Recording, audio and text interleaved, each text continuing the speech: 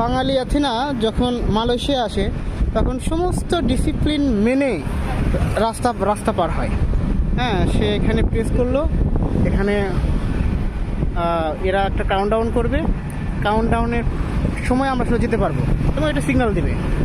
এবং এই কাউন্টডাউনের সময় আসলে যদি আমরা যাওয়ার পরেও যে 30 সেকেন্ড সময়, ওই সময়টা আমরা যাওয়ার পর রাস্তা ফাঁকা থাকলেও এই গাড়িগুলো থেমে থাকবে। এইটা কিন্তু আমরা কখনোই আমাদের দেশে করি না। এটা বাইরে আসার পর আমরা সবাই ভদ্র হয়ে যাই, ভালো হয়ে যাই। এটা যদি দেশে প্র্যাকটিস করি তাহলে আমাদের ট্রাফিক জ্যাম বা আদার্স যে রোডের যে বিষয় আছে এগুলো, এইটা ওয়াকিংয়ের জন্য আমাদের সময় দিয়েছে 20 সেকেন্ড। আমরা এখন যাচ্ছি। বেসিক্যালি এই সিগন্যালেই একটা চিহ্ন দেখা যায়, সিম্বল।